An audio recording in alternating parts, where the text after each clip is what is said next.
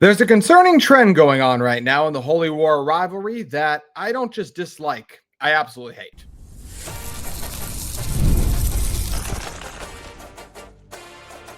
You are Locked On Utes, your daily podcast on the Utah Utes. Part of the Locked On Podcast Network, your team every day. Hello, everyone, and thank you for making Locked On Utes your first listen and view of the day. We are part of the Locked On Podcast Network, available wherever you get your podcasts, as well as on YouTube. Thank you for making Locked On the #1 sports podcast network, and a huge shout out to our everydayers. My name is J.T. Wistrcill, credentialed media member who covers Utah athletics. On today's show, we're going to talk about Utah men's basketball falling to BYU once again. Still kept it very close, though. We're going to talk about what is the Big 12 doing, continuing to not schedule Utah-BYU for Rivalry Weekend, but first, we have to talk about a very concerning trend that I see going on in the Holy War rivalry. Want to remind you guys, though, this episode is brought to you by FanDuel. It's the last call for football on FanDuel. If you're a new customer, you can bet just $5 and get a $200 in bonus bets if your bet wins. So I said, there's a current trend going on in the Holy War rivalry right now that I absolutely hate. And it's been going on for a couple of years now. And I think a lot of you guys will see it too. Once, and probably most of you have already seen it. And a lot of you, once I put the pieces together, are going to see it as well. And it's just flat out concerning. And it's that BYU has passed us by in multiple sports. And I really don't like it. And some of you might be saying, hey, with football, we're still right there with them, right? Yes. But at the same time, what I don't like is the last two times we've played BYU, who's been the higher ranked team going into that matchup? It's the Cougars. Who's going to be the higher ranked team going into next season? It's going to be BYU. And yes, Utah was this year, but who ended up being better. And Utah is still going to be capable of beating BYU any year. But I think what I don't like is when Utah beats BYU in football and basketball, the two main revenue, men's basketball, I should add, right? Because Utah women's basketball has beaten BYU several times over the years, right? But men's basketball and football, those are the two just most popular sports a university has. And obviously, Utah gymnastics does very well for Utah, so a little exception there. But in the two sports that, according to most college football fans, and even most of you probably listen to this podcast, they're your two favorite Utah athletic sports. Not all of you, but most of you. BYU is better than us at football and basketball, and they have been for a couple of years now. I don't like that trend. If we look over the past couple of years, I just mentioned BYU has beaten us 3 times in a row for football. Well, men's basketball, they've beaten us 3 of the last 4 times. And it's not just the fact that they beat us because we keep playing them close, right? But, all those sayings like being close only counts in horseshoes and other things that people say, right? Like it doesn't count for being close. You want to actually get over the hump. The thing I don't like is we play BYU in basketball, right? And they weren't a top 10 ranked team during that game, but they've been a top 10 ranked team on the season. Do you guys know the last time Utah men's basketball was ranked in the top 10? 2015, 2016. And Utah might be one of the 3 worst teams in the Big 12 men's basketball-wise, so not exactly close to that right now. What else did BYU have as I'm watching that game on Saturday? They have A.J. Dembonsa, who's one of the most electric freshmen in the country, and obviously threw up just a little 40 burger on Utah this past weekend. The last time Utah had even close to a player of that caliber in terms of NBA like that, top 3 pick? Andrew Bogut probably, right? So we're talking the early 2000s, 2004. Last time Utah had a guy drafted in the first round of the NBA draft was along that 2015, 2016, or 2017, I believe it was, that run that Utah men's basketball went on. That's a long time ago. And Dembonsa also did what? He dropped 40.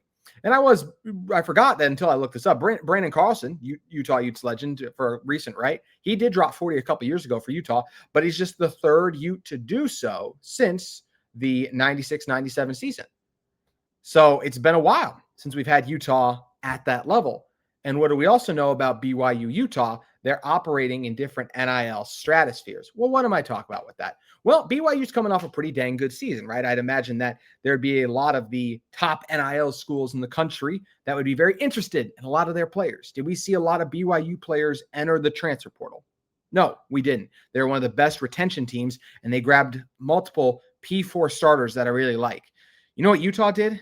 Just calling a spade a spade. They lost a lot of their top guys. Kept some good ones. Devin Dampier, Wayshawn Parkner. I like Burt Ficklin. But Smith Snowden, John Henry Daly, Dallas Vakalai. I mean, literally all of the trenches. And yes, the offensive line got drafted, but 3 out of the 4 starters on the D-line, they all transferred out. And best corner, arguably best corner, right? There's other good ones along the line too. They left too.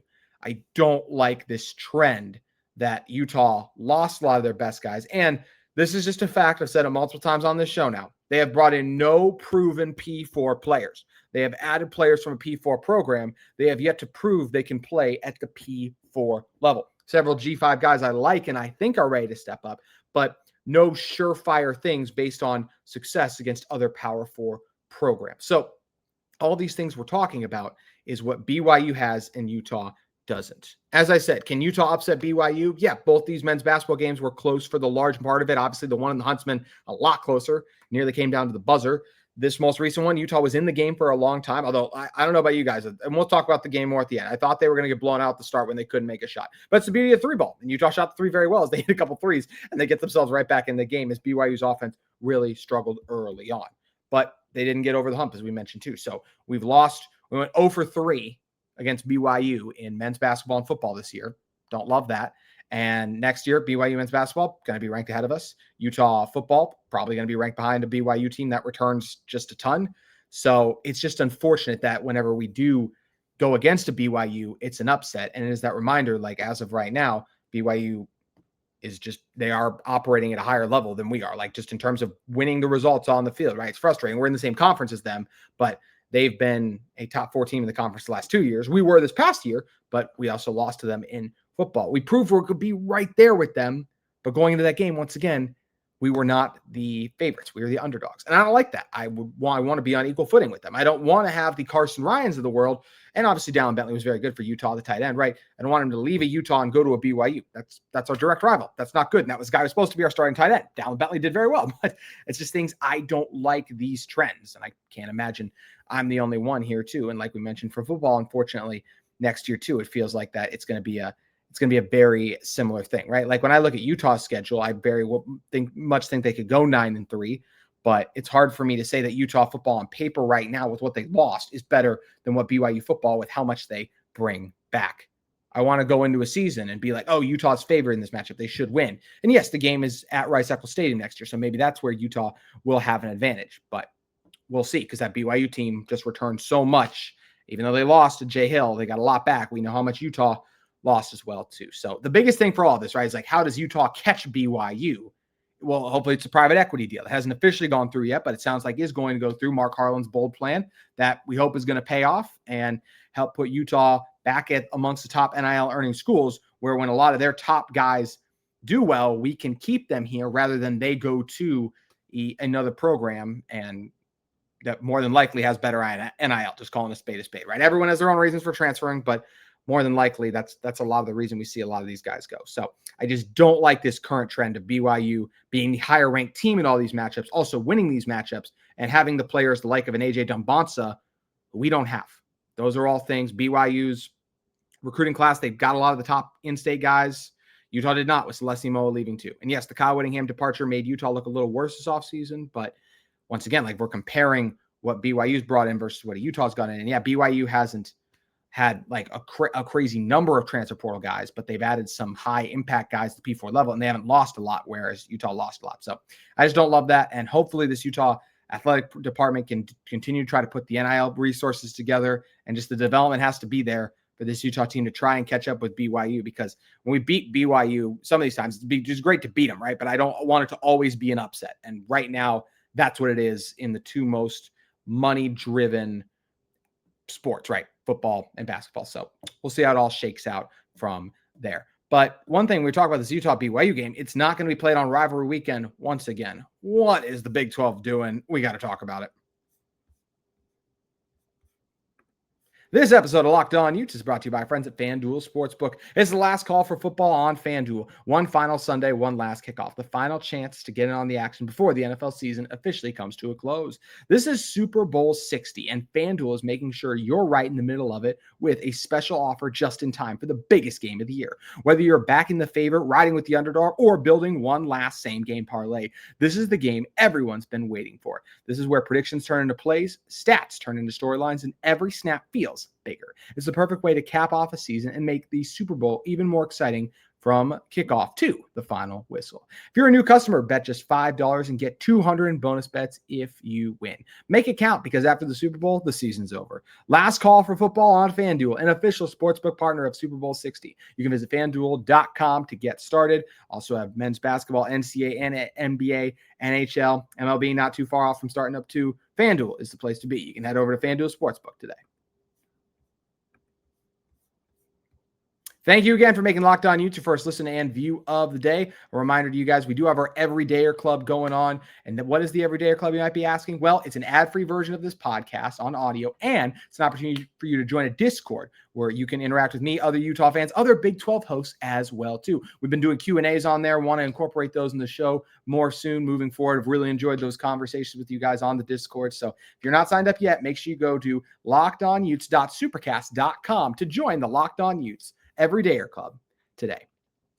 The Utah Utes and BYU Cougars will, of course, be playing football this fall, and Utah and BYU will not be playing on Rivalry Weekend once again. It's incredibly disappointing that this continues to happen with this game. The Big 12 schedule did drop last week, and we're moving a little forward. Last year we were in October. We're getting a little closer to the last week of the regular season, but November 7th is when BYU and Utah will play one another. But after BYU, Utah will play Arizona, TCU, and West Virginia.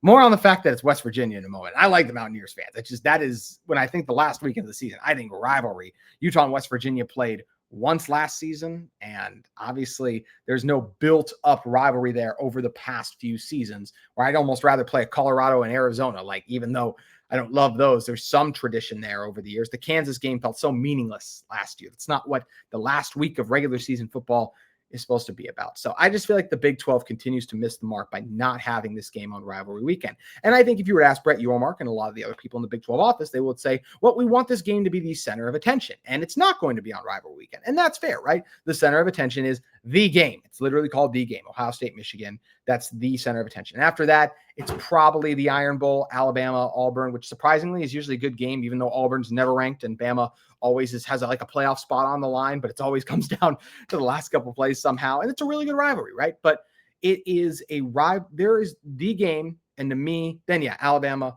Auburn, you can put that next, sure. But a lot of these other rivalries, they're good rivalries. But I don't feel like they just, in terms of the hype, excitement, the mystique, everything goes around it, I don't think they just dwarf Utah-BYU. I think Utah-BYU is a very heated, a fantastic, a rivalry filled with great tradition, memories, passion, as I already mentioned, that deserves to be in the last week of the regular season. I think it belongs there. Yes, when we did it earlier this year, we got Big Noon. We didn't get game day. We got the following for the Cincinnati game, but we got Big Noon was there, and it was a big deal, and it was, and that was cool. But at the same time, I would rather that game be on Rivalry Weekend. The regular season, I want it to culminate in a huge matchup. And what's bigger, honestly, than almost any game I can think of in the Big 12? Utah-BYU. It's the best rivalry in the conference. There's the history. There's tradition. Also, the Big 12 is willing to put their rivalries on the last weekend. I forget the name of it, but Arizona and Arizona State, they play on Rivalry Weekend. You can have multiple rivalries play on the same weekend. Yes, Texas and Oklahoma don't play on Rivalry Weekends. The Cotton Bowl, it works for them, and it very much does. And Utah-BYU will work fine whenever you put it. But I think is one of the 10 best rivalries in college football, for my money, maybe top 5. I haven't ranked every rivalry, but I do think it's at least a top 10 one, maybe top 5, as I said. I think it deserves its spotlight among some of the other best rivalries in the sport on the last weekend. Also, part of the reason the Red River rivalry isn't played the last weekend is because the SEC is trying to revitalize Texas versus Texas A&M.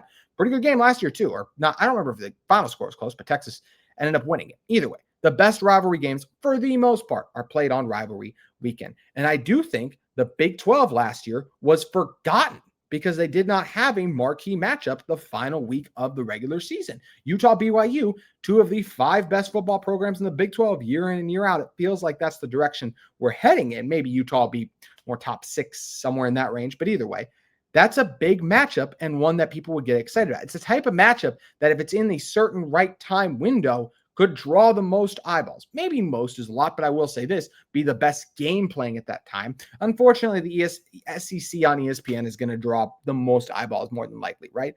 But we can offer the most competitive game that also has the tradition, the rivalry that makes it incredibly enticing too. And if it's the last week of the regular season, the stakes are even higher, making it more electric. Just think about this last year. If we had that game the last week of the regular season, winner of that game, because both schools would have lost Tech by this point, win or go home in terms of a Big 12 championship game spot the next week.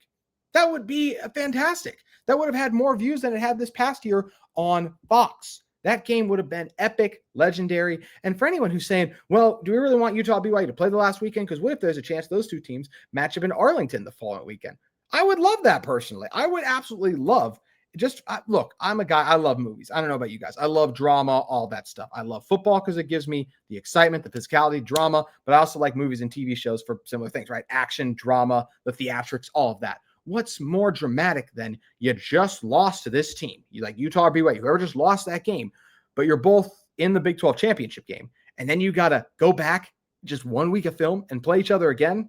Sounds like a blast to watch for me from a viewership standpoint. And I think the Big 12 and I think a lot of the country would be really intrigued by that narrative of, oh my gosh, these two teams just played each other and now they're going to play each other again the following week. And there's no scenario in which those teams, if they played a week before, would have to rest their starters because guess what? College football playoff spots are on the line. Just announced it was only going to stay at a 12-team field too. So it's not like you can afford to be even undefeated and rest your guys, take a game off, and then, oh, we'll just get them in the Big 12 title game. That's not how it works. Also, that's not really how football's played unless you're at the NFL level, right? So this is a Utah team. It's a BYU team that they would go all out to try to win both of those games, and I would absolutely love to see it. And if the Big 12 is wondering, well, if we throw the rivalry game in there, it's just going to get swallowed up in the ratings game because there's all these big rivalries there, which we talked about a little bit. I actually don't think that's true because when I say rivalry weekend, it also doesn't just mean Saturday. Let's look at some of the games last year, right? You have Texas and Texas A&M. I mentioned they played on a Friday.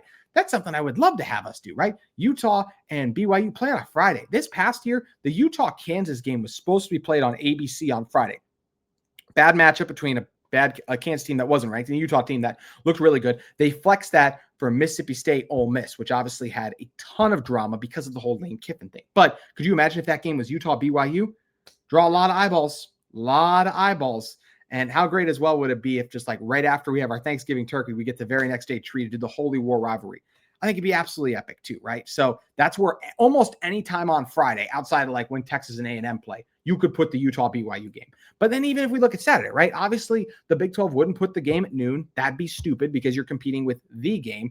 Outside of that, let's look at if Utah played at 3:30 on Rivalry Weekend, Week 14, the last weekend of the regular season. They would have faced Tennessee, Vandy, Oregon, Washington, and even Fox played Cincinnati, TCU. College football fans now watch multiple games more than ever, too. How awesome would it be to have Tennessee, Vandy, Oregon, Washington, Utah, BYU? That means a heck of a lot more than Cincinnati, TCU, which I think that game actually had an icky weather delay this past year. But that'd be a fun one. Then even the other way, like let's look at the 7:30 time slot. Alabama, Auburn, that's the Iron Bowl. It's going to draw a lot of eyeballs. NBC had UCLA, USC. That's fine. Fox had Illinois, Northwestern. Utah, BYU, or Illinois, Northwestern. Utah, BYU, I think, is going to win that. Or how about this? The 10:30 slot. So we go from the game to, if we're looking at the 3:30 time slot, I still don't think there's great games there. But Oregon, Washington is obviously still a good rivalry game. Then Auburn, Alabama. And then that rivalry day culminates in Utah, BYU. So all week long, people are talking about how excited they are for the college football slate because it's going to start with these awesome rivalries and it'll end in an awesome rivalry too. Utah, BYU. There are so many advantages to me to put this game at the last week of the regular season. The regular season is supposed to build towards something, not just a Big 12 title game, but a big game at the end of the season that everyone can get excited about. One last potential home game or a rivalry game before we enter postseason play. The Utah-BYU game should be that, and I hope the Big 12 eventually gives it its due share amongst the best rivalries in college sports and puts it on the final week of the regular season. Obviously, Utah men's basketball, they haven't done that either, by the way. Utah, BYU, like Carolina and Duke, they play the last week of the regular season. Utah and BYU have already played each other twice. And I think both these schools would probably be very much down, by the way, whether it's football or basketball, to make this rivalry game the last one of the season. Because guess what else it is? Very minuscule travel. It's the cheapest travel budget of the entire season. You just load up the bus, you drive down to Provo, or you drive up to Salt Lake City. So that's where I wish they would do it as well. But they didn't do it for men's basketball. I wish they did. Either way, BYU played. They won both games. And it was an interesting game, this most recent one. So let's talk about it real quick. But first, this episode of Locked On Utes is brought to you by Mazda. This is Mazda's moving the game forward. For those who show there's more to score, that's what's on screen. You know, when I look at this past week for Utah basketball, right? And even this season, there's only one guy that I think of when I'm talking about who's the guy who made the big highlight, who made the moment, who capitalized on it. It's been Terrence Brown all season. He's one of the top 3 scoring guards in the Big 12 this year. And he's the type of player that reminds us what it takes to raise the bar. It's the extra work off the court, dialing in every detail, giving that extra fire, that grit, and I never quit. And Terrence Brown, I know Alex Jensen says some things about his team potentially quitting. When I watch Terrence Brown, I see a guy who's giving it all. But it's why Mazda puts the same passion into every model. Highlights make the real. What it takes to get there makes it count. There's more to Mazda because there's more to you. You can head over and check out Mazda's impressive inventory today. Well, I buried the lead earlier. If you didn't watch the Utah-BYU men's basketball game, Utah unfortunately did fall to the Cougars 91-78. Utah was in this game early too. It was 37-42 in the first quarter. Mentioned it in the open, but Utah, I was worried they were going to get blown out early on because BYU was missing shots early, but Utah was just turning it over, and everything just looked hard for Utah versus BYU was just getting a lot of open looks and missing them. And all of a sudden, it was like 12-4. And then Utah hit like back-to-back threes, and all of a sudden they're back in the game. That's the beauty of the 3-ball. And Utah shot the 3-ball incredibly well in this game, while BYU struggled from 3 for most of it. Utah made 13 of their 21 threes, obviously 62%. That's what hurts. You shoot 62% from 3 and lose the game. That's you also were perfect from the free throw line, 11 for 11. I forgot about that part too. But BYU was 8-19. They weren't bad from 3. They just started out kind of cold, right? Like Richie Saunders was 1 for 5. I remember Wright missed one early, even though he finished 2 for 3. But Utah was in there. They made some plays. I mean, Keanu Dawes was special early on for this team. Leading scorer on the night, 23 points, 7 of 10 from the field. How about 4 of 5 for 3 from him? He was electric too, obviously being the rebounding machine that he is too. Terrence Brown showed up again this rivalry game, 7-14, 22 points for him. He was 4 of 4 from 3. So when you get performances from guys like that, it's going to be a pretty good night for the most part from the 3-point line. Yeah, Traore was only 1 of 7. He had a rough go. He's kind of been a roller coaster this year, but there are a lot of recipes in here for Utah to have a chance to pull away from BYU and somehow, some way scoop up a top 15 upset and beat one of the best BYU teams. Honestly, I think it's the best BYU men's basketball team we've ever seen. But there's just one problem. Utah has some fine players, not really a great Big 12 roster. We're discovering that this year. A reminder, Utah's only beaten 2 P4 teams, and we are well over 2 months into the season now. But Utah does not have an A.J. Dumbanza, who put up 43 points. He was 15 for 24. 4 of 5 from deep after he just really struggled against Tech too. 9 of 10 from the free throw line, 6 boards, 3 assists, even a block. Just doing a little bit of everything. That just Utah has not had a guy like Dumbanza really since Bogut, like I kind of mentioned in the open. And that's what's tough, especially in college basketball. If you have guys like that, you're going to be tough to beat. Now, do those guys always win in March? No, of course. The top recruits oftentimes don't win in March. There's only so few Anthony Davises, right, that go all the way, win it all. I think of Apollo Banchero. They made the Final Four that year when he was at Duke. So not always do we see the best NBA guys are the best in the NCAA tournament, but they often get there because they're really dang good players. And that's going to be the case with BYU. And BYU has other pieces, right? Rob Wright was really good at Baylor. Now he's at BYU. Saunders, fantastic for the Cougars last year. He's there too. I think what hurts for Utah, right, is you had a guy who's now a starting center on one of the top 15 teams in the country. Talk about Keba Keita, who now starts with BYU and looks really good. Probably the most impressive shot blocker in the Big 12 in terms of highlight-worthy blocks. And, man, he can throw down some epic dunks too, and it hurts. And it also hurts, too, when you look over on the sideline. Who do you see over there? Chris Burgess, a really good assistant who we stole from BYU at one point, and then BYU got to bring him back. So it's just one of those things that BYU is able to build a more talented roster than Utah. And I still think Utah has done some good things this year, right? They were close with Kansas State. Now, Kansas State isn't very good, and that was on the road, but those are comparable Big 12 teams. The Wildcats, I'd say, are a little better than Utah.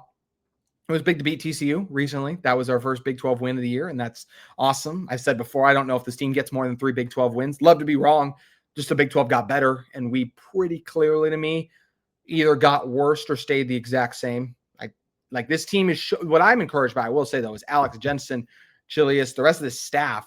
They clearly have this team growing and getting better. Yes, he mentioned the quote about this team quitting and things of that nature. And yes, some plays happened and this game got away from them late. But BYU is one of the 15 best. I think they're one of the 10 best teams in the country. And We've played with them twice now, and not just obviously played 2 games against them. We've been in the game against them twice. We're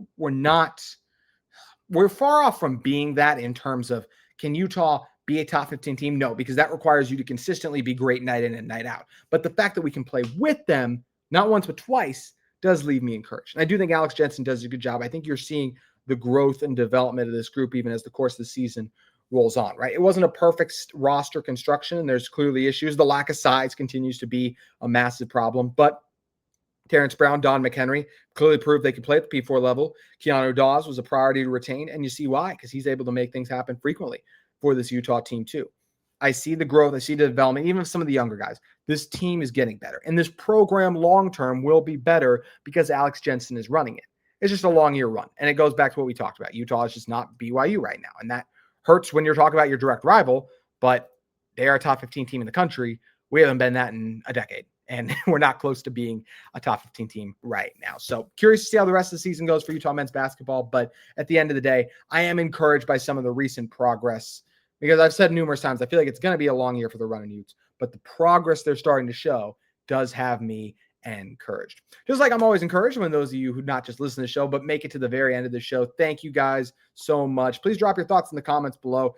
How do you guys feel about what I said? Us falling behind BYU. Do you agree? How do you feel about Utah-BYU being played on Rivalry Weekend? Not being played on Rivalry Weekend, excuse me. And this current state of Utah men's basketball. A reminder, guys, you don't just have to leave those comments here. You can also head over to our Everydayer Club, and that's where I'll be responding even more if you go to LockedOnUtes.supercast.com, and we can chat Utah men's basketball, football, whatever it may be. Check your episode description for the links on how to join the Everydayer Club. That's going to do it for Locked On Utes. If you're in the market for a second listen today, go check out Locked On Big 12 or Locked On College Football. And we'll see you back here tomorrow talking the latest in Utah athletics.